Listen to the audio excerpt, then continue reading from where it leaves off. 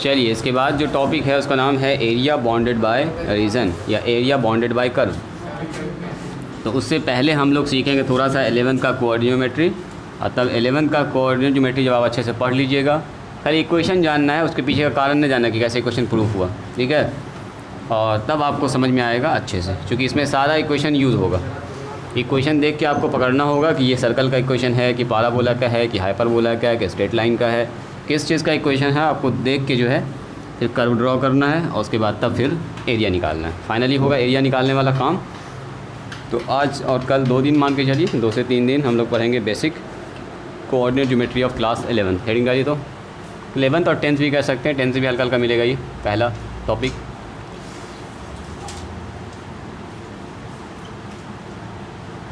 Coordinate geometry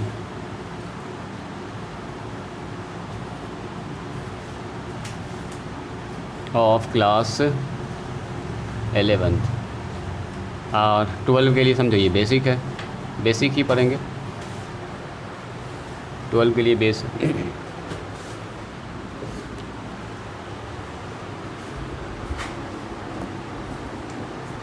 चलिए शुरुआत करते हैं सबसे आसान टॉपिक से। एक्सिस के बारे में जानते हैं आप लोग, इसको बोलते हैं कोऑर्डिनेट एक्सिस,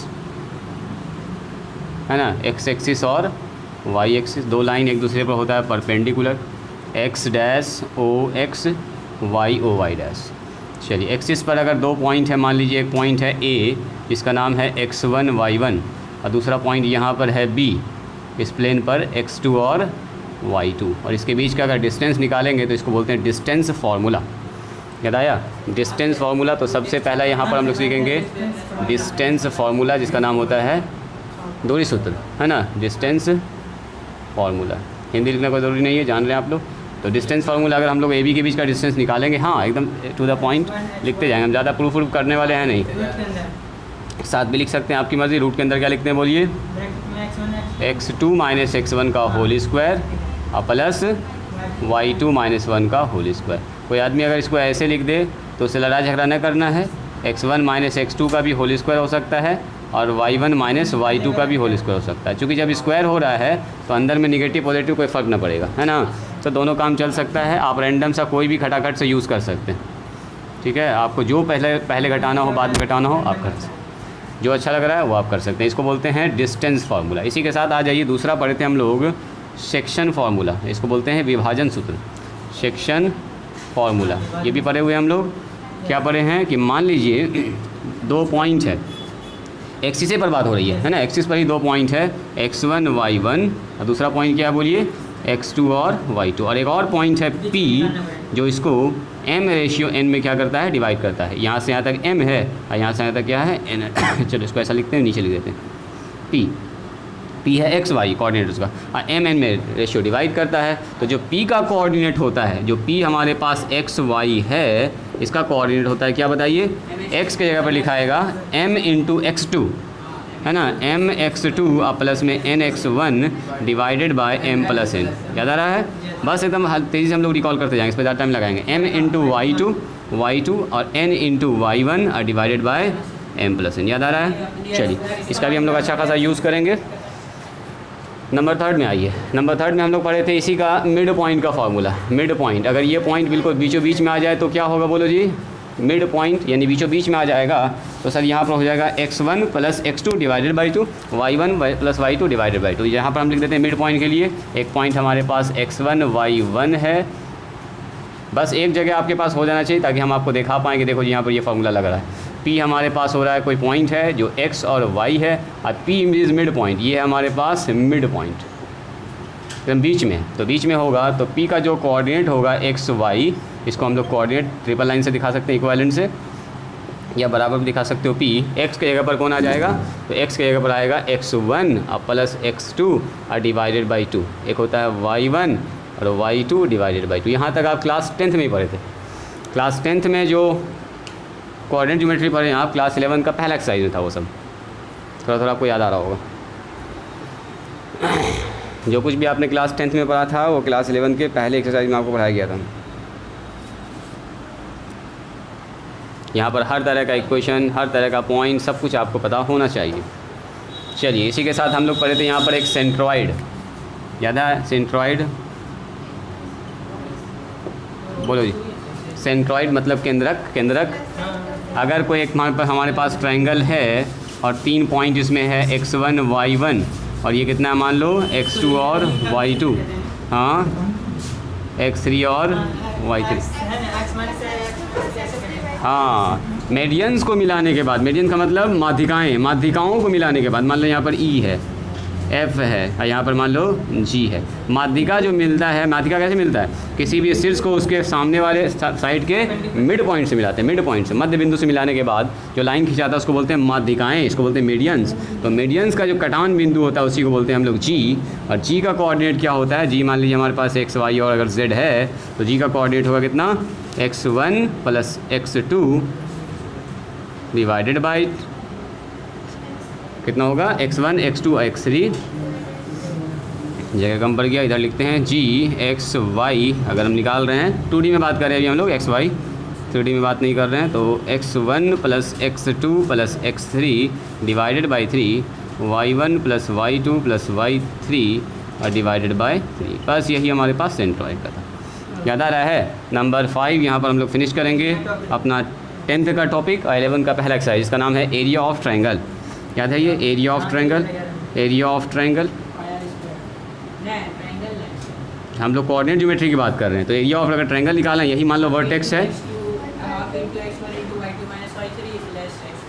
हाँ वही कहानी है। ऐसे याद है आप लोगों को? ये मान लीजिए A है, A का मतलब x1 y1, ऊपर वाले फिगर से भी कर सकते थे, एक और फिगर हम बना दिए x2 y2, और तीसरा है B C x3 और y3। मान लीजिए हमारे पास एक ट्रायंगल का कोऑर्डिनेट है, तो एरिया ऑफ ट्रायंगल ABC क्या होता है बोलिए तो ये होता है हाफ और x1 और y2 से स्टार्ट करते हैं, y2 माइनस y3, फिर क्या लिखते हैं बोलो? x2 और y3 माइनस y1, है ना? याद आ रहा है? x3 और होगा y1 माइनस y2। याद करने का सबसे आसान तरीका बता देते हैं, यहाँ से देखो y1 y2 और y3। यहाँ तो देखो, यहाँ तो होता है ये x1 x2 x3, y1 y यहाँ से शुरू करें, y2 माइनस y3 पहले आ गए, फिर y3 माइनस y1 यहाँ पर आ गए, फिर y जहाँ से स्टार्ट करें वहीं पर ख़त्म करें, y2 माइनस y3, ये y3 है। बस याद रखना कि y2 से स्टार्ट होगा, start from y2 minus y3, y3 minus y1 और y1 माइनस y2। इसका तो फॉर्मूला आप इसमें ही पढ़े हैं, डिटर्मिनांट में भी हम लोग पढ़े हुए हैं। याद दिला दें उसका क्या, थोड़ा सा क्या होता है बोलो तो? Indeterminate form. इसी को अगर हम लोग डिटर्मिनेंट फॉर्म में लिखेंगे, हालांकि डिटर्मिनेंट फॉर्म यहाँ पर यूज़ नहीं होगा, यहाँ पर ये वाला यूज़ होगा। डिटर्मिनेंट फॉर्म लिखेंगे तो हाफ इंटू, याद कीजिए यहाँ पर x1 x2 x3 y1 y2 y3 1 1 1 ऐसा था, याद कीजिए। ये है क्लास 10th का बेसिक और क्लास 11 का पहला एक्सरसाइज। अब देखिए आगे बढ़ते हैं, जल्दी से लिखिए तो अपने कॉपी पर, बस छोटा छोटा सा डायग्राम बनाते जाना, लिखते जाना है, एकदम टाइम से बर्बाद ना करना, एकदम स्पीड में, एकदम डबल स्पीड में। इस पर ज़्यादा टाइम लगाने से कोई फ़ायदा नहीं, क्या कि अच्छा खासा जो है आपको टाइम लगेगा इसका एरिया वाला सवाल बनाने में। एक सवाल में हाँ अच्छा खासा एकदम टाइम लगेगा, ग्राफ बनेगा, एरिया निकलेगा, अच्छा खासा टाइम लगने वाला है। तो इसको हम लोग जितना जल्दी ख़त्म करेंगे उतना अच्छा। शुरुआत करेंगे एरिया बाउंडेड बाय रीजन। बस ग्राफ पकड़ में आना चाहिए कि हाँ सर मिड पॉइंट का ये फार्मूला है, एरिया ऑफ ट्रायंगल का सर ये फार्मूला है ना, सेंट्रॉइड का ये फार्मूला, मिड पॉइंट का, इससे ज़्यादा यूज़ होगा भी नहीं।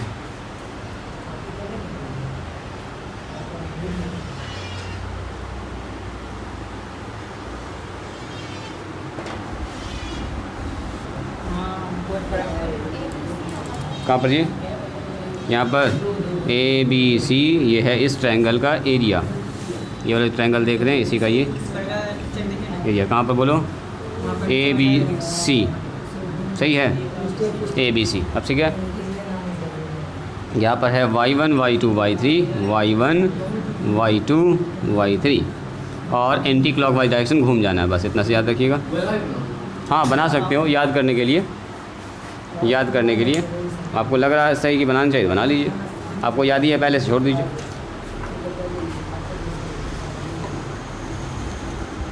देखो इसको तो लिख के अभी हम दिखाए भी, आपको याद रखना ये वाला technique, this is y1 y2 और y3। I start from y2, बस y2 minus y3, y3 minus y1, y1 minus y2, आ गया 3। आगे में x1 x2 x3 तो होगा ही, बस।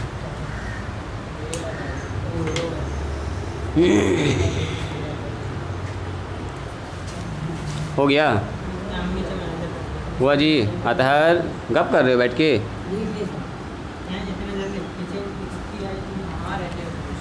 बैठ के गप कहे कर रहे हो जी लड़का? लिखिए स्लोप और gradient of a line. Slope के बारे में आपको बताए थे, एक बार थोड़ा सा रिकॉल करा रहे हैं। आ गया ये मेन 11 का टॉपिक। हाँ, एम से डिनोट करते हैं स्लोप। हाँ, इसी को बोलते हैं ग्रेडियंट, GRADIENT, ग्रेडियंट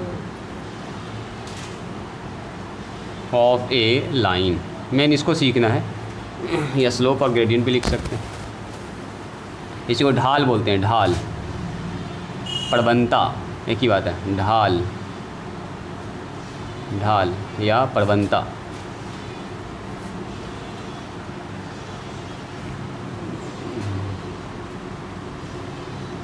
प्रवणता भी लिख सकते हैं, आपकी मर्ज़ी, एक ही बात है। इंग्लिश लिखिए, हिंदी लिखिए, ना लिखिए, कोई दिक्कत नहीं।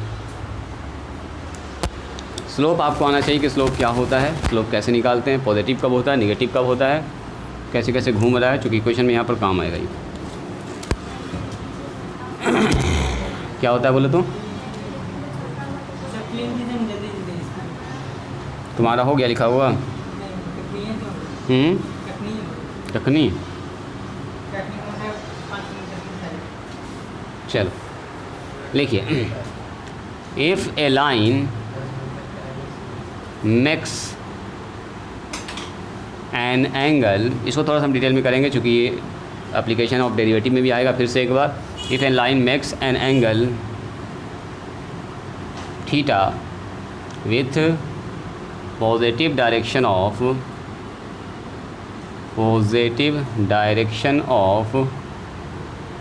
एक्स एक्सिस, अगर कोई लाइन एक्स एक्सिस के पॉजिटिव डायरेक्शन में थीटा एंगल बनाता है। एक्स एक्सिस का पॉजिटिव डायरेक्शन मतलब क्या हुआ? एंटी क्लॉकवाइज डायरेक्शन, घड़ी के उल्टे दिशा में, है ना। पॉजिटिव डायरेक्शन ऑफ एक्सिस मतलब एंटी क्लॉकवाइज डायरेक्शन। लिख देते हैं इसको, पॉजिटिव डायरेक्शन ऑफ छूट गया, ऑफ एक्स एक्सिस, या इसको बोलते हैं anti clockwise direction, anti clockwise direction, positive direction of x axis, then tan theta is called slope of the line, is called slope of the line, उसी line के slope कहते हैं tan theta को, and it is denoted by small M से इसको denote करते हैं। सो अगर मान लीजिए हमारे पास कोई लाइन है जो एक्स एक्सिस के पॉजिटिव डायरेक्शन में, देखो ऐसे करके ये एक लाइन है, दिस इज़ लाइन, कितना एंगल बना रहा है, ऐसे घूमा, थीटा एंगल बना रहा है। तो एम बराबर क्या हो जाएगा बोले इसका slope, tan theta is called slope of the line. बस इसी को स्लोप कहते हैं, कुछ नहीं है। आप लोग ये पहले से पढ़े हुए हैं, तो हम एकदम टू द पॉइंट में फास्ट आगे बढ़ाएंगे, क्योंकि इसमें बहुत सारी चीज़ें भी बताएंगे।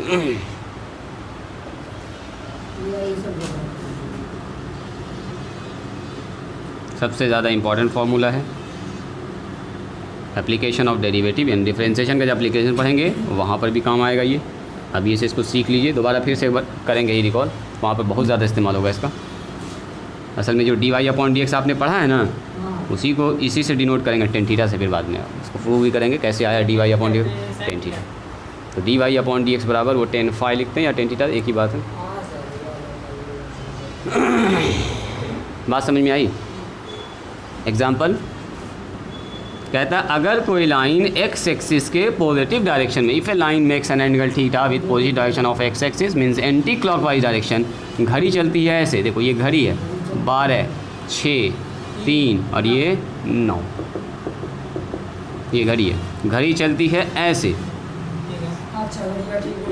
और हम चल रहे हैं यहाँ से स्टार्ट करेंगे, ऐसे चले तो घड़ी का उल्टा ना चल रहे हैं। हम लोग 3 से 12 जा रहे हैं, सही बात है। 3 से चले गए, 12 नहीं मान के चलो 1 और 2 के बीच में, है ना जी, 1 और 2 के बीच में। तो कहने का मतलब ये घूम कैसे रहा है, यही तीर का निशानी बता देगा आपको, घूम कैसे रहा है, एंटी क्लॉकवाइज डायरेक्शन। तो ऐसे कंडीशन में जो स्लोप बनता है उसको बोलते हैं हम लोग टेन थीटा। तो ज़रा देखिए, तो अगर मान लीजिए कोई लाइन है, ज़्यादा हम थ्योरी ना लिखेंगे, मान लीजिए बना रहा है 60 डिग्री का एंगल, तो थीटा का मान कितना हो गया बोलेगा बताओ इस लाइन का स्लोप क्या होगा। तो थीटा बराबर हो गया 60 डिग्री। तो बोलेंगे सर इसका स्लोप m बराबर होगा टेन थीटा। पहला एग्जाम्पल एकदम इजी एग्जाम्पल है सर, m बराबर √3। इसका मतलब क्या हुआ, सुनिएगा ज़रा ध्यान से। एक कहने का 2 तरीका हुआ। बोलेंगे ये लाइन x एक्सिस के पॉजिटिव डायरेक्शन में 60 डिग्री का एंगल बना रहा है, सीधा बोलेंगे सर m बराबर √3। उसका मतलब भी आप भी वही समझिएगा, हम भी वही समझेंगे। कहीं √3 किसका मान आता है, टेन 60 का। हमने डिफाइन किया हुआ है स्लोप को क्या बोलते हैं, टेन थीटा से। तो जब भी हम m बराबर √3 बोलेंगे तो आप समझ जाइएगा, दुनिया का हर आदमी यही समझेगा, अच्छा ये x एक्सिस के पॉजिटिव डायरेक्शन में 60 डिग्री का एंगल बनाया होगा तभी ना √3 आया है, क्योंकि स्लोप को डिफाइन किया हम लोगों ने टेन थीटा से। बात समझ में आ रही है। ये पहला एग्जाम्पल हुआ। दूसरा समझिए, मान लीजिए हमारे पास एक लाइन है कुछ ऐसा, देखो जी एंगल ऐसे बना रहा है, थीटा का मान 45 डिग्री है, स्लोप क्या होगा इसका बोलो। तो m बराबर बोलिएगा सर टेन थीटा हो जाएगा, और थीटा का मान 45 डिग्री है, तो थीटा मान 45 का मान 1। यानी कि अगर कोई लाइन का स्लोप 1 आ रहा है, इसका सीधा सा मतलब हुआ वो लाइन x एक्सिस के पॉजिटिव डायरेक्शन में 45 डिग्री का एंगल बना रहा होगा। देखते जाइएगा जो बात अभी बता रहे हैं। अब मान लीजिए ये लाइन घूम के ऐसे हो गया, देखो जी लाइन कुछ ऐसा हो गया, तो ऐसा ना कि एंगल इधर पकड़ लीजिएगा, एंगल जब भी ना पाएगा तो इधर से ना पाएगा, है ना। अब मान लेते हैं ये एंगल बन रहा है 135 डिग्री या 120 डिग्री बन रहा है, मान लेते हैं अभी मान लेते हैं 120 डिग्री, जाहिर सी बात है 90 से बड़ा हो गया ना। ऐसे घूमेगा लाइन हमेशा ऐसे, इसका मतलब ये लाइन ऐसे घूम के ऐसे आया होगा।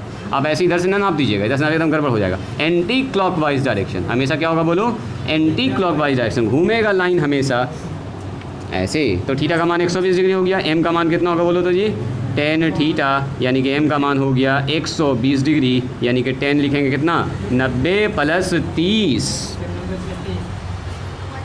हाँ ध्यान से माइनस में cot 30।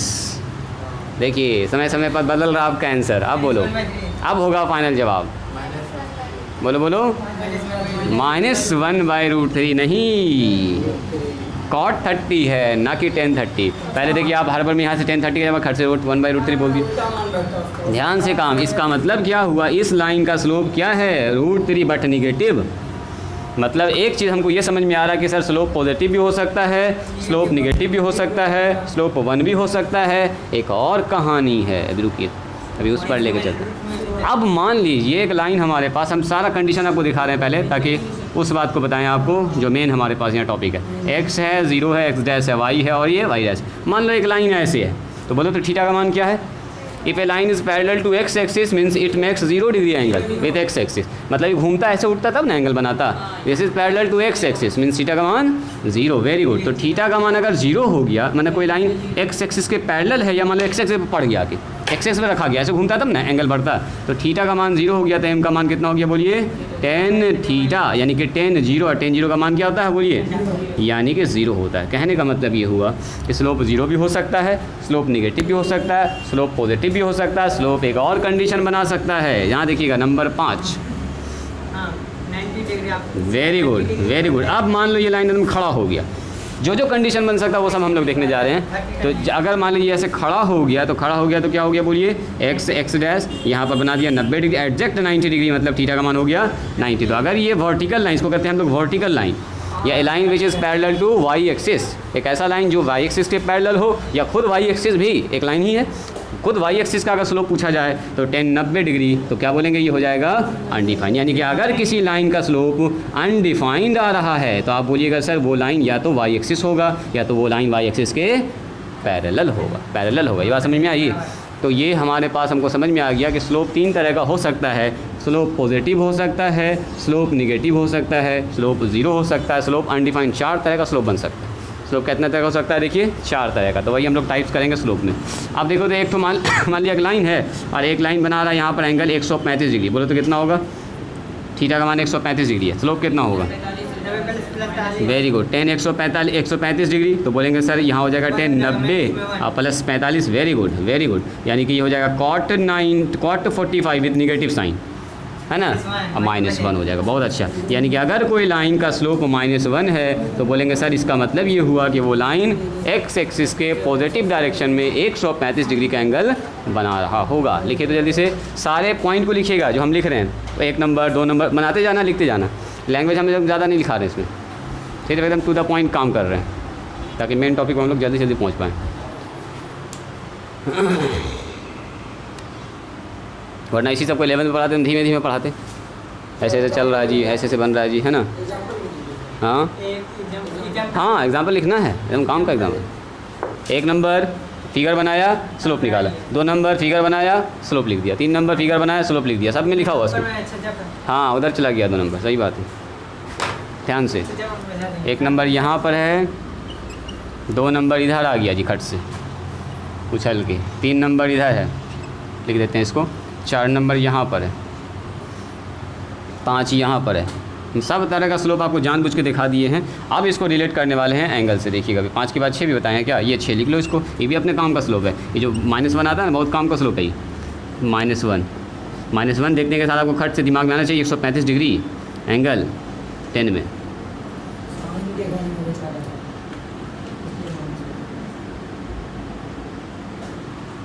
m का मान -1, बहुत काम का चीज़ है ये, लिखिए इसको।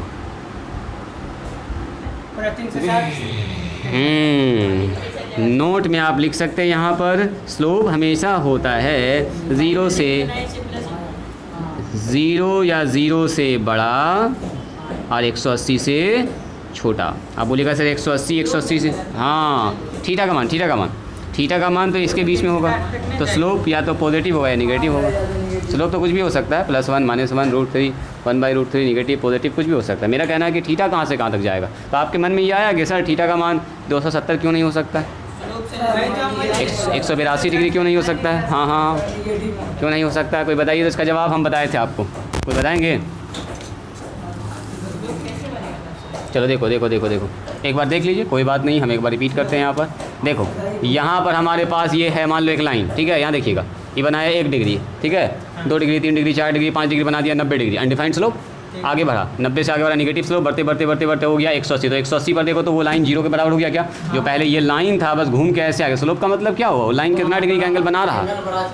हाँ अब सुनो, जैसे 180 से आगे बढ़े तो 181 डिग्री मतलब 1 डिग्री। जो 1 डिग्री का स्लोप वही 181 डिग्री का स्लोप, जो 2 डिग्री का स्लोप वही 182 डिग्री का स्लोप, जो 30 डिग्री का स्लोप होगा ना वही होगा 180 + 30 यानी कि 210 डिग्री। 210 डिग्री का जो स्लोप होगा वही 120, क्योंकि हमको देखना है एक्स के साथ कितना एंगल पॉजिटिव में इधर से बनाया, समझ रहे हैं, इधर से जो एंगल बनाया। तो जैसे ये लाइन यहाँ से ऐसे घूमा तो यहाँ वाला एंगल पकड़ा गया ना। अब हमको देखो घूमते घूमते ये एंगल बढ़ रहा बढ़ते यहाँ पहुँच गया। अब जब घूमा तो हमको ये वाला एंगल ना देखना है, हमको देखना है इतना बड़ा एंगल निकालने से कोई फ़ायदा नहीं। ये जितना एंगल उतना ही एंगल ये भी ना पाएगा। बात बराबर, बात समझ में आ रही है। वजह उसका ये है कि 10 यहाँ भी पॉजिटिव और 10 यहाँ भी पॉजिटिव, दोनों जगह 10 है। देख रहे हैं, इससे कोई फ़र्क ना पड़ेगा, चाहे आप 10 210 डिग्री का मान निकालिए, चाहे 10 30 डिग्री का मान निकालिए, बात बराबर। बात समझ में आई। ये घर भी 10 का पॉजिटिव में है, क्योंकि यहाँ ऑल्ट ये घर भी घुस गया फिर 10 में, तो इसलिए नो प्रॉब्लम। यहाँ 10 अगर निगेटिव है तो 10 यहाँ भी निगेटिव है, तो इस जगह का जो मान होगा वही मान आप इधर से ऐसे घुमा के इतना मान लो या सीधे यहीं पर मान लेंगे, बात बराबर। बात समझ में आई, हल्का सब समझ गया तो सफिशिएंट है, बढ़ेंगे फिर आगे। चलो, इसीलिए जो थीटा का मान होगा वो 0 या 0 से बड़ा होगा, 180 से छोटा होगा। जो एक बार हम लोग 0 ऐड कर दिए तो 0 180 एक ही लाइन होता है, असल में पैरेलल लाइन हो गया, पैरेलल लाइन हो गया है। चलिए तो बात करते हैं स्लोप कितने तरह का होगा, तो एकदम टू द पॉइंट बात करेंगे। स्लोप होता है 4 तरह का। अब ध्यान से देखोगे, एकदम ध्यान से देखोगे जो बात अभी हम बताने जा रहे हैं। स्लोप जो है हमेशा, स्लोप हमारे पास जो ढाल होता है वो होता है 4 तरह का। बोलो कौन कौन, देखो आप बोलिएगा कौन कौन। तो सबसे पहला स्लोप का नाम देंगे हम लोग ज़ीरो स्लोप। एक ऐसा लाइन जिसका स्लोप क्या हो, 0 हो, मतलब m का मान 0 हो। यहाँ ध्यान दीजिएगा, स्टॉप राइटिंग स्टॉप। ये लाइन वहाँ पर होगा जो लाइन x एक्सिस के पैरेलल होगा, या x एक्सिस खुद भी। अगर इसका हम बोलेंगे बताओ x एक्सिस का स्लोप क्या होगा। हाँ, ये लाइन पकड़िए पहले, ये जितना भी लाइन है सबका थीटा का बात करेंगे तो होगा 0 डिग्री, और जब m का बात करेंगे तो m तो यही होता है tan थीटा, यानी कि tan 0, तो m का मान हो गया 0, यानी कि स्लोप हो जाएगा 0। मतलब वो लाइन जो x एक्सिस के पैरेलल है या खुद x एक्सिस का भी अगर स्लोप पूछा जाए तो होगा 0। मतलब स्लोप एक तरह का हो सकता है जब वो x एक्सिस के पैरेलल हो। अब ये लाखों करोड़ों लाइन हो सकता है, एक लाइन नहीं ऐसा था, लाखों करोड़ों लाइन ऐसा हो सकता है जो x एक्सिस के पैरेलल है और x एक्सिस खुद भी। अब सुनोगे ज़रा ध्यान से, अगला आएगा पॉजिटिव स्लोप। ध्यान से पहले यहाँ सुनेंगे, पहले जो हम बता रहे हैं उसको देखेंगे ध्यान से। पॉजिटिव स्लोप का मतलब क्या हुआ, ध्यान से देखिएगा। अगर ये लाइन का एंगल 0 से बढ़ते 30 degree, 60 degree, 45 degree, 70 degree, 75 degree, 81 degree, 82 degree, 90 से छोटा हो, यानी अगर थीटा का मान 0 से बड़ा, 0 पर तो 0 स्लोप हो गया, अगर थीटा का मान, ध्यान से कहोगे, थीटा का मान 0 से बड़ा हो और 90 से क्या हो, छोटा हो, इस बीच का कोई भी एंगल लेंगे तो यहाँ पर tan हमेशा कैसा होता है, पॉजिटिव। और tan थीटा जब निकालेंगे, मैंने tan 30 डिग्री का मान, tan 45 डिग्री का मान, tan 30 डिग्री का मान, tan 35 डिग्री का मान, 65 डिग्री, जो भी डिग्री 0 से लेकर 90 के बीच में है, अगर ये थीटा का मान 0 से बड़ा और 90 से छोटा है तो ये बनेगा आपका हमेशा क्या बोलिए, पॉजिटिव। जो भी मान आएगा उसको पॉजिटिव आएगा, तो ऐसे स्लोप को क्या बोलेंगे, पॉजिटिव स्लोप। अब आइए स्लोप निगेटिव कब होगा, देखो पहले एक लाइन यहाँ पहुँच जाते हैं, कहाँ पर, अनडिफाइंड पर, सिस्टम चल रहा है एकदम ठीक, तो हम लोग क्या करते हैं, पहले निगेटिव कर लें क्या, चलो निगेटिव कर लेते हैं पहले। पॉजिटिव हुआ तो उसके सटा हुआ निगेटिव स्लोप। चलिए निगेटिव स्लोप कब होगा बोलिए, जब 180 से 90 से बड़ा और 180 से क्या हो, छोटा, जो कि 0 को इंक्लूड कर चुके हैं, तो 180 0 दोनों बराबर है। 90 से बड़ा 180 से छोटा, ये वाला घर होता है साइन का और कॉसेक का, और स्लोप डिफाइंड है 10 से। तो इसका मतलब अगर थीटा का मान क्या हो जाए बोलो, थीटा का मान 90 से बड़ा हो और 180 से क्या हो बोलो, छोटा हो, तो इस कंडीशन में जो ग्राफ होगा वो कुछ ऐसा बनेगा। देखो ये वाला एंगल बनेगा 120 डिग्री, 135 डिग्री, 140 डिग्री, ऐसे तो बनेगा, 150 डिग्री, कुछ भी होगा 180 से। तो जब यहाँ पर हम m का मान निकालेंगे तो m बराबर tan थीटा, और ये वाला थीटा चूँकि इन दोनों के बीच का मान रखा रहा है तो यहाँ पर आएगा निगेटिव वैल्यू। तो ऐसे स्लोप को क्या बोलेंगे बोलिए, निगेटिव स्लोप। मतलब आप लाइन को देख के बता सकते हैं इसका स्लोप पॉजिटिव होगा कि निगेटिव होगा। मान बोले एक लाइन एंगल बना रहा है 150 डिग्री, बोलिएगा स्लोप निगेटिव होगा। या एक लाइन जिसका स्लोप निगेटिव आ रहा है, खट से बोलिएगा सर इसका मतलब 90 से बड़ा होगा उसका एंगल, 180 से क्या होगा, छोटा होगा। बिल्कुल कुछ भी हम लिख दें, मान लो मैंने लिख दिया एक लाइन का स्लोप है जी 0.54, तो आप देखिए सर 0 से बड़ा है, पॉजिटिव स्लोप है, इसका मतलब इसका एंगल 0 से लेकर 90 के बीच में होगा। अब मैंने कहा एक लाइन का स्लोप कुछ भी है, मान लो यहाँ पर लिखा हुआ माइनस में 5.43, तो आप देख लीजिए सबसे पहले माइनस पकड़िए, माइनस लगा, इसका मतलब क्या हो गया, 90 से बड़ा 180 छोटा होगा एंगल। बस इतना सा स्लोप देख के आप बता सकते हैं एंगल उसका कितना बन रहा होगा। चलिए इसके बाद हम लोग क्या करेंगे, अनडिफाइंड स्लोप।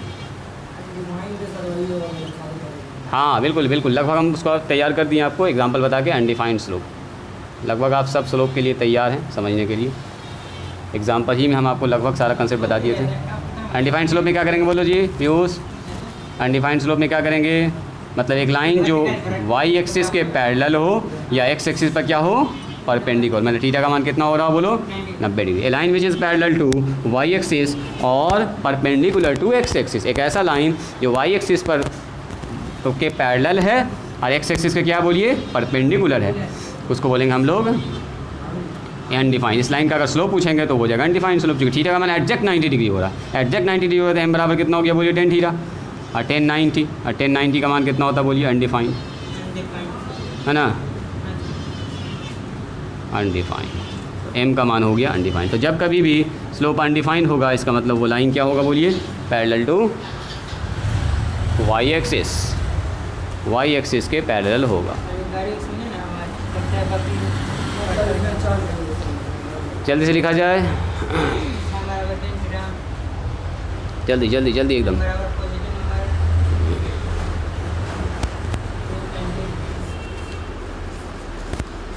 लाइन कितने तरह का होता है कोई बताइएगा।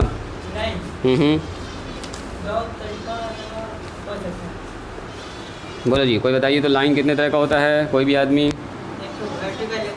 हाँ हॉरिजॉन्टल और वर्टिकल है ना जी, और बताए थे हम आपको, भूल गए आप लोग, हल्का सा भी लिखा देते हैं। और बोलो, और वैसा लाइन जो हॉरिजॉन्टल ना हो और वर्टिकल भी ना हो, क्या बोलेंगे उसका? नहीं, उसको ऐसे बोल सकते हैं नन वर्टिकल नन हॉरिजॉन्टल, जो कि ना ही वर्टिकल हो ना ही, उसको बोलते हैं ऑब्लिक लाइन। क्या बोलते हैं उसको? ऑब्लिक लाइन, मतलब तिरछी रेखा, टेढ़ी मेरी रेखा, तिरछा तिरछा, मैंने ऐसे होना चाहिए, टेढ़ा, ना ही पैरेलल ना ही परपेंडिकुलर। तो चलो लाइन के बारे में थोड़ा सा हम लिख देते हैं यहाँ पर। अगर कोई पूछेगा ये लाइन कितने तरह का होता है तो आपको आना चाहिए जी, लाइन 3 तरह का। सबसे पहले बोलो हॉरिजॉन्टल लाइन। कैसा होता है ये लाइन? इसको बोलते हैं क्षैतिज रेखा, क्षैतिज रेखा, मतलब जो एक्स एक्सिस के क्या हो? पैरेलल हो। ये सब HL है, इसको बोलते हैं HL। HL का मतलब हॉरिजॉन्टल लाइन, HL का मतलब हॉरिजॉन्टल लाइन, ये सब HL है। एक्स एक्सिस भी क्या है? एक हॉरिजॉन्टल लाइन। मतलब क्या हुआ? A line which is parallel to earth, एक ऐसा लाइन जो अर्थ के पैरेलल, जैसे ये मेरा बोर्ड का ये वाला कॉर्नर देखिए, ये भी किसके पैरेलल है? अर्थ के पैरेलल। ये देखिए इसका, ये भी अर्थ के पैरेलल, इसको बोलते हैं हॉरिजॉन्टल, है ना। जैसे हम यहाँ मतलब सो गए तो हम भी क्या हो गए? अर्थ के पैरेलल, हॉरिजॉन्टल लाइन हम भी बन गए, है ना जी। हॉरिजॉन्टल लाइन का मतलब क्या है? Line which is parallel to X axis, X के पैरेलल हो। एक ऐसा लाइन जो वाई एक्सिस के पैरेलल हो, इसको बोलेंगे वर्टिकल लाइन। बस डायग्राम बनाइए, खेल खत्म। वर्टिकल लाइन कैसा होगा बताइए? ऐसे करके होगा, ये एक्सिस है ये वाला लाइन, या एक लाइन जो वाई एक्सिस के पैरेलल हो या एक्स के परपेंडिकुलर, जो भी हो। ये हमारा पे VL है, इसको VL बोलेंगे, VL। वाई एक्सिस भी एक वर्टिकल लाइन है, इसको बोलेंगे VL, ठीक है। एक हमारे पास होता है ऑब्लिक लाइन, OBLIQUE, ऑब्लिक पढ़ते हैं, ऑब्लिक लिखते हैं ऐसे, ऑब्लिक लाइन। ऑब्लिक क्यू नहीं, लेकिन यहाँ बोलेंगे ऑब्लिक नहीं, क्यू है, क्यू। ऑब्लिक 1 2 और 3 कौन? फिगर बना लेंगे, हाँ बिल्कुल बिल्कुल। टेढ़ी टेढ़ी तिरछी रेखा, देखो ये रेखा, देखो ये रेखा ना पैरेलल है एक्स एक्सिस के ना वाई एक्सिस के परपेंडिकुलर है। मैंने कुछ ना कुछ एंगल बना रहा है यहाँ पर, 0 और 90 का एंगल नहीं बना के कोई और एंगल बना रहा होगा। 0 90 छोड़ दो, 2 90 छोड़ दो, माने ये वो ऑब्लिक लाइन है। सुनो, ऑब्लिक लाइन का ही स्लोप क्या होता है? या तो पॉजिटिव होगा या क्या होगा बोलो? निगेटिव होगा। इसका, इस लाइन का स्लोप फिक्स है, इस लाइन का स्लोप तो हमेशा 0 होगा। इस लाइन का भी स्लोप फिक्स है, क्या होगा बताओ? ये हमारा अनडिफाइंड होगा। यही वो लाइन है जिसका स्लोप पॉजिटिव भी हो सकता है, निगेटिव भी। ये लाइन ऐसे भी जा सकता है, ये लाइन अलग अलग तरह से हो सकता है, ऐसे भी हो सकता है। ऐसे हो गया तो 0 से 90 के बीच का एंगल, ऐसे हो गया तो 90 से 180 के बीच का एंगल बन रहा है यहाँ पर। तो दोनों कंडीशन हो सकता है, यहाँ पर बनेगा पॉजिटिव स्लोप, यहाँ पर बनेगा निगेटिव स्लोप। तो ऑब्लिक ही लाइन का 2 तरह का स्लोप होता है, पॉजिटिव और निगेटिव। बोलेगा कौन ऐसा लाइन है जिसका स्लोप पॉजिटिव निगेटिव हो सकता है? बोलेंगे ऑब्लिक लाइन। चलिए बढ़ते हैं आगे, इधर मिटा देना ये सब। थोड़ा सा हम लाइन वाला सेक्शन आज ख़त्म करना चाह रहे हैं ताकि कल पाराबोला पर चल पाएँ।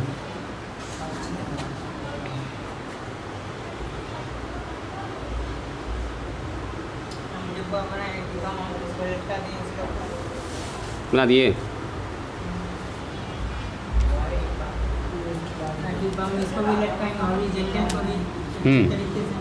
बना दो एकदम अच्छे से, अपने हिसाब से बनाइए अच्छे से रे डायग्राम। 3 तो जब होता है तो अच्छा, ऐसे हमको अच्छा लगता है रे डायग्राम बनाने में, ऐसे ऐसे करके देखने में भी शानदार लगता है ये ना जी। तराजू, हाँ ठीक बात बोले। हो गया, मिटाएं इसको, मिटाएं। चलिए नोट नंबर 1 डाली तो, नोट नंबर 1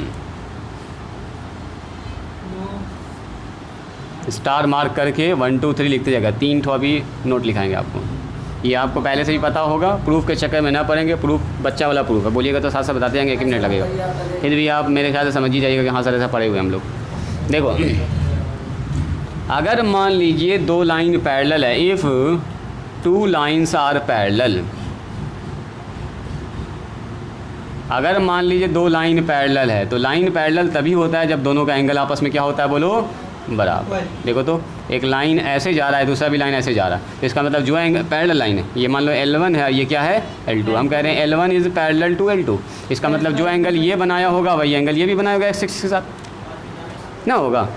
पैरेलल अगर लाइन है तो जो एंगल ये 60 बनाई, 60, अगर मान लो ये बना देगा 75 तो ये आगे ना भाग जाएगा, लाइन कट जाएगा। इसका मतलब क्या हुआ? जो थीटा इसका वही थीटा इसका, इसका मतलब जो स्लोप इसका वही स्लोप इसका। तो अगर if 2 lines are parallel then M1 बराबर M2, बस यानी कि दो लाइन का स्लोप अगर बराबर आ रहा है तो इसका मतलब वो दो लाइन असल में क्या होगा, पैरेलल होगा। जो एंगल पहला लाइन बना रहा है वही दूसरा बना रहा है। खेल खत्म।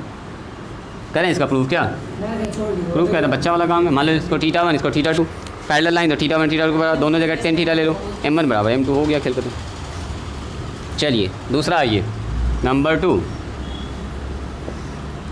कहता है if two lines are perpendicular, ये भी इम्पॉर्टेंट है, आर परपेंडिकुलर।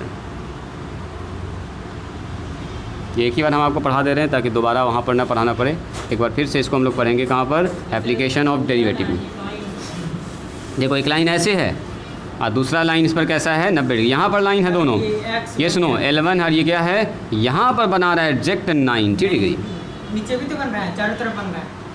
तो अगर दो लाइन पैरेलल है, परपेंडिकुलर है, तो मान लो ये m1 इसका स्लोप है, इसका स्लोप क्या है मान लो m2 है, तो m1 इंटू m2 का मान होता है -1। कितने लोग याद आ रहा है, if two lines are perpendicular then m1 into m2 बराबर कितना होगा -1। करना चाहो प्रूफ कर सकते हो, दिस इज़ θ1 मान लो इसको मान लो θ2 मान लो, तो कितना होगा बोलो, इन दोनों का अगर जोड़ कीजिएगा, ये यहाँ ये हमारा θ1 हो गया और ये हमारा क्या हो जाएगा, दिस इज़ θ2। तो क्या होगा बताओ तो, साइन थीटा अपने काम का न है, क्योंकि वहाँ कोई अनडिफाइंड वाला टर्म न है ना, कुछ ना कुछ मान दे रहा है। अनडिफाइंड कहाँ है साइन थीटा, बोलो तो, किसी एंगल पर अनडिफाइंड है, किसी एंगल पर भी अनडिफाइंड नहीं है। देखो यहाँ पर 90 है तो यहाँ पर भी कितना बनेगा, अरे ऊपर 90 तो नीचे भी 90 ही ना बनेगा, दो लाइन ऐसे कट कर रहा है यहाँ, तो इन दोनों एंगल का जोड़ कितना होगा, देखो 90 प्लस θ2 बराबर θ1। अरे दो अंदर वाले कोण का जोड़ बाहर वाले कोण के बराबर होता है ना, होता ही वाला ट्रायंगल में जो पढ़े हैं आप, दो ठोई वाला एंगल, ये मान लो अल्फ़ा और बीटा, ये मान लो अगर थीटा है तो अल्फ़ा प्लस बीटा बराबर क्या होता है, थीटा होता है ना, होता है। दो अंदर वाले आंतरिक कोणों का जोड़ बाहर कोण के बराबर होता है। तो ये वाला एंगल देखो, ये दोनों एंगल का जोड़ किसके बराबर, θ1 के बराबर होगा। यहाँ से दोनों जगह tan थीटा लगा दीजिए, tan 90 डिग्री और प्लस θ2, चूँकि इसका हम लोग अच्छा खासा यूज़ करेंगे, खास करके एप्लीकेशन ऑफ डेरिवेटिव में भी, tan 90 डिग्री माइनस थीटा बराबर कितना होता है बोलो, cot थीटा, लेकिन cot थीटा होगा लेकिन नेगेटिव साइन के साथ, है ना, और ये होगा tan θ1, सही है। इसको लिख दो -1/cot tan थीटा लिख सकते हैं इसको, tan θ2 आप क्रॉस मल्टीप्लाई कर दीजिएगा, है कि नहीं, माइनस इधर हो गया -1 बराबर tan θ1 इंटू tan θ2, और tan θ1 का मतलब क्या, θ1 का मतलब slope of first line m1 m2 minus, यानी कि अगर हाँ वही निकाल रहे थे, अगर मान लीजिए दो लाइन परपेंडिकुलर है तो दोनों लाइन के स्लोप का गुना एकदम -1 होना ही चाहिए हर हाल में।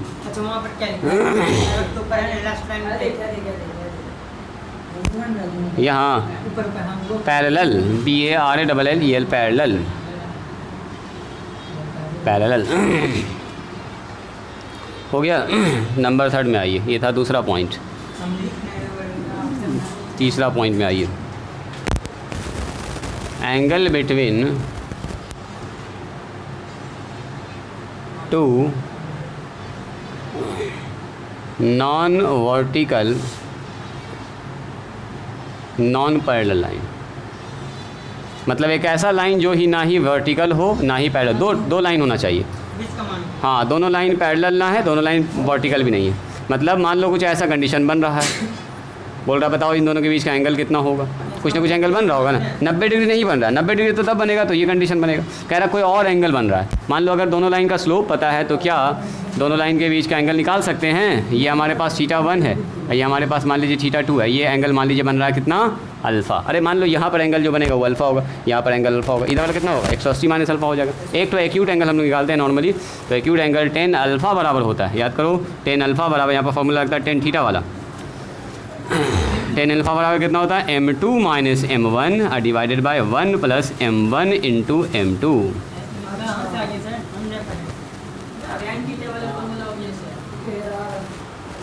फॉर्मूला नहीं याद आया एंगल निकालने वाला,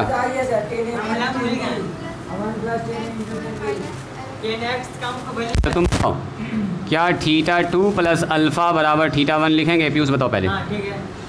अंदर वाला दो ठो कोण एक तो बाहर वाले के बराबर हो गया, ठीक है, अभी राइटिंग स्टॉप करेंगे। अल्फ़ा बराबर क्या लिखेंगे तुम बताओ, यहाँ पर हो गया θ1 माइनस में θ2, अभी ना लिखोगे रुक जाओ, रुक जाओ अभी। अब बताओ अगर ये θ1 इसका एंगल है तो इसका स्लोप कितना होगा, m1 बराबर कितना होगा, tan θ1 होगा कि नहीं होगा। अब शॉर्टकट में प्रूफ दिखा रहे हैं आपको, m2 बराबर कितना होगा, tan θ2 हो जाएगा, क्योंकि θ2 एंगल दूसरे लाइन का है, पहले लाइन का एंगल है θ1 और दूसरे लाइन का एंगल है θ2, तो उसी हिसाब से डिफाइन कर लेंगे। इतनी सी बात समझ में आई। हल्का सा प्रूफ दिखा रहे हैं, बहुत ज़्यादा लिख नहीं रहे हैं इसमें हम, ठीक है। तो थीटा अल्फा बराबर इस फिगर से कैसा हो गया, तो अल्फा बराबर θ1 में, अब दोनों तरफ tan ले लिया तो tan अल्फा बराबर कितना होगा बोलो, tan θ1 माइनस θ2। आइए सब फार्मूला तो पढ़ के आप लोग माहिर हो गए। tan a माइनस b का फार्मूला बोल दीजिए, बोलो tan a माने tan a tan 1 माइनस में tan b यानी कि tan b divided by 1 plus होता है ना tan a I into tan b, ठीक है, tan b। अब बता दीजिए यहाँ पर tan θ1 का मान कितना है, बोलो m1 है, m1 माइनस m2 हो गया divided by 1 plus m1 into m2। अब सुनो यहाँ पर आएगा tan अल्फ़ा का मान, हम हमेशा एक्यूट लेते हैं, एक्यूट का मतलब क्या हुआ, 90 डिग्री से छोटा, यानी कि tan का मान अगर 90 से छोटा है तो हमेशा कैसा होगा बोलो पॉजिटिव। अगर थीटा का मान 90 से छोटा, 0 से 90 के बीच में ले रहे तो पॉजिटिव होगा। तो अगर मान लो ये इत्तेफाक से निगेटिव आ भी गया तो इसको क्या लगा देंगे, मॉडल। इसलिए किताब में देखिएगा आप थीटा m को m2 पहले लिखता है, m1 बाद में लिखता है, तो वो भी चलेगा, कोई दिक्कत नहीं है। ये भी फार्मूला ठीक है, वो भी ठीक है। tan अल्फ़ा बराबर, एक मिनट इसको हम थोड़ा सा ऐसे भी लिख देते हैं, m2 माइनस m1 से कोई दिक्कत नहीं होगा चूँकि पहले से हम लोग मॉड लगा के फ्री हो गए। अच्छा सर, ये फिगर से ही पता चल रहा है कौन पॉजिटिव है और tan और कौन। देखिए जल्दी से लिखे। तो अभी इक्वेशन वाला सेक्शन आया भी नहीं है, इक्वेशन वाला सेक्शन अब आएगा। ये वाला सेक्शन हम लोग कवर कर लिए हैं जी। थीटा भी निकाल दिए, प्लान गया है कि आया है, गया है।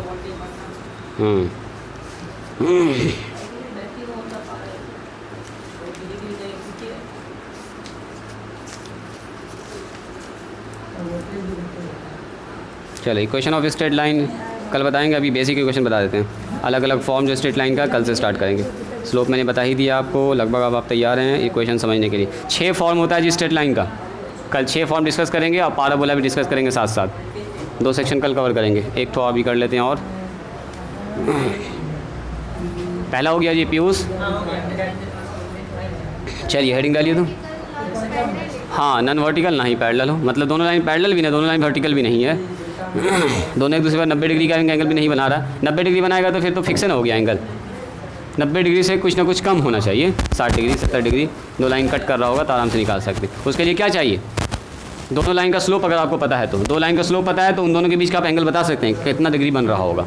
tan अल्फ़ा निकाल के पूरा कैलकुलेशन करके मान लो 1 आया तो tan अल्फ़ा का मान 1 यानी कि 45 अल्फ़ा का मान 45 डिग्री हो जाएगा। चलिए एक और लिख लीजिएगा टॉपिक को, छोटा सा टॉपिक है तुरंत आप समझ जाइएगा। वेरियस फॉर्म ऑफ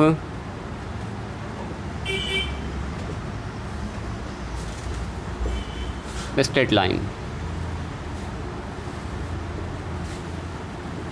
सरल रेखा का अलग अलग रूप, वेरियस फॉर्म पढ़ने वाले हम लोग।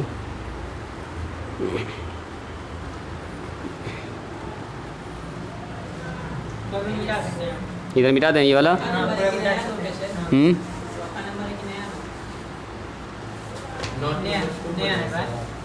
टू नोट नंबर 2 में जाएगा ये, उससे हट के टॉपिक है ये। इक्वेशन यहाँ पर सीखने वाले हम लोग, ये सब एंगल से रिलेटेड नहीं है, अभी इक्वेशन से रिलेटेड आ गया। नॉर्मल सा इक्वेशन है जो आप जान भी रहे हैं, एकदम बचपन से आप पढ़ रहे हैं, ऑर्डिनरी टाइप सी सब जान रहे हैं।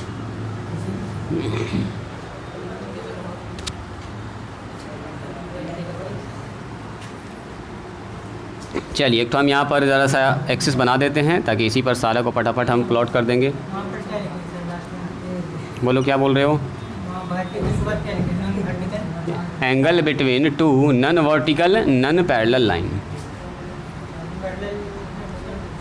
अरे बोल दिए थे तुम, लगता सुने ना होगे, ये जिस पर हम लिख रहे हैं उस पर ध्यान न दिए, अभी पहुँचे वहाँ पर, तुम पीछे पीछे चल रहे हो ना। होता 3 घंटा की फिल्म में आप पूरे आधा घंटा के बाद तो आपको समझ में पीछे से आएगा आगे क्या हुआ, हीरो किसका बदला ले रहा है, किसके पीछे दौड़ रहा है, कुछ समझ में नहीं आएगा ना। 1 घंटा का फिल्म अगर निकल गया आपका, बीच में घुसे आप, तो अगला आदमी जो बैठा वो तो समझ रहा है कहे ऐसा हो रहा है, उसके पीछे का कारण क्या है, कहे हीरो उसको मार रहा है ना जी।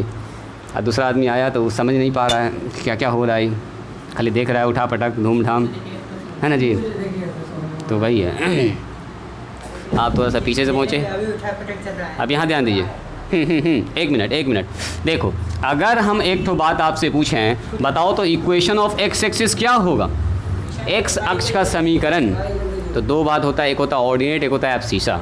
पढ़ा है आप लोगों ने, भुज और कोटि होता है ऑर्डिनेट और एक होता है एब्सिसा। एब्सिसा, हाँ इसको बोलते हैं भुज, इसको बोलते हैं कोटि, हाँ एब्सिसा भुज, यानी कि ये इसको बोलते हैं एक्स, ये वाई, ये एक्स का मान, ये वाई का मान। जैसे यहाँ लिखा हुआ है एक्स, ये वाला वाई है, तो एब्सिसा क्या होगा, ये ऑर्डिनेट क्या होगा, ये वाला होगा। ठीक है, ये बात आप पहले से जानते हैं। अगर हम आपसे पूछें यहाँ पर देखो तो एक्स एक्सिस में क्या कहीं पर भी कोई पॉइंट अगर लिखेंगे तो यहाँ पर एक्स का मान होगा, वाई का मान 0, एक्स का मान होगा, वाई का मान 0। कोई भी पॉइंट पकड़ लीजिए तो उसका ऑर्डिनेट हमेशा क्या होगा, 0 होगा। मतलब अगर आपसे कोई आदमी पूछे, एकदम सीधा सा एक लाइन बोलेंगे, इक्वेशन ऑफ एक्स एक्सिस, बोलेगा एक्स अक्ष का समीकरण बताइए, सीधा बोलिएगा सर वाई बराबर 0, खेल खत्म। मतलब कहीं वाई बराबर 0 लिखा हुआ है, इसका मतलब ये वो लाइन है जहाँ पर वाई हमेशा 0, तो वाई हमेशा 0 कहाँ पर होता है, एक्स एक्सिस पर होता है। जैसे ऊपर जाइएगा वाई का कुछ पॉजिटिव मान हो, नीचे आइएगा तो वाई का कुछ नेगेटिव मान हो जाएगा। यही वो लाइन है जहाँ पर वाई हमेशा 0 मिलेगा आपको। चलिए इसी के साथ अगर पूछे आपसे, बताओ equation of Y axis, Y अक्ष का समीकरण, तो आप बोलिएगा सर एक्स बराबर 0, क्योंकि यहाँ वाई अक्ष का समीकरण मतलब इस लाइन के बारे में आपसे पूछा जा रहा है। तो क्या हो जाएगा बताओ, ये लाइन कहीं भी पकड़ लीजिए, यहाँ पर 0 7 होगा, 0 5 होगा, 0 1 होगा, मान लो कुछ ऐसा होगा 4 होगा, 0 -3 होगा। यहाँ पर कुछ भी होगा इस लाइन पर हमेशा वाई एक्स हमेशा 0 होगा, यानी एक्स हमेशा 0 होगा। नंबर सी, अब यहाँ देखोगे सबसे important, equation of a line, equation of a line parallel to X axis, पहले करते हैं। एक ऐसा लाइन जो एक्स एक्सिस के पैरेलल हो, राइटिंग स्टॉप करेंगे, एक्स एक्सिस के पैरेलल, यानी कि ये लाइन यहाँ पर हो सकता है। तो एक्स बराबर ये कितना होगा बोलो तो, वाई बराबर 3, 1 2 3, वाई का मान ऐसे। ये लाइन देखो तो, हाँ वाई का मान या तो पॉजिटिव हो सकता है, वाई का मान या तो क्या हो सकता है बोलो, नेगेटिव भी हो सकता है, यानी कि वाई बराबर प्लस माइनस सी लगा देते हैं। अब सी का मान कुछ भी हो सकता है, वाई बराबर 3, वाई बराबर 4, वाई बराबर minus, very good. D number में क्या लिखेंगे बोलिए, इक्वेशन ऑफ ए लाइन, लिखते हैं आप direct, parallel to Y axis. ये आपको आना चाहिए कम से कम इतना। तो आप बोलेंगे सर एक्स बराबर, तो वाई एक्सिस के जब पैरेलल होगा तो ये लाइन ऐसे जाएगा, ऐसे जाएगा, तो इसका मतलब इधर बढ़ रहा है 1 2 3 4, एक्स का मान ये 4 हो जाएगा, एक्स का मान 8 हो जाएगा, ऐसे ऐसे लाइन खिंचाएगा, या लाइन ऐसे खिंचाएगा, ऐसे ऐसे ऐसे। तो ये वो जो भी लाइन है, एक्स का मान या तो निगेटिव होगा, एक्स का मान या तो पॉजिटिव होगा। सो एक्स बराबर यहाँ पर लिखेंगे प्लस माइनस, ये तो 0 ही है, एक्स भी 0 वाई भी 0। यहाँ पर एक्स एक्स का भी इक्वेशन है, वाई एक्स का भी इक्वेशन है, एक्स एक्सिस के पैरेलल भी है, वाई एक्सिस के परपेंडिकुलर भी है वो लाइन। चलिए तो आज यहीं पर स्टॉप करते हैं। एक बार जो पढ़ा है एक बार घर पर देख लीजिएगा, खाली कॉपी खोल के। कल से हम लोग स्टार्ट करेंगे various form of straight line का कम से कम 6 फॉर्म पढ़ेंगे, 6 नहीं तो कम से कम 5 फॉर्म तो पढ़ना ही पढ़ना है। उसके बाद तब पाराबोला स्टार्ट करेंगे।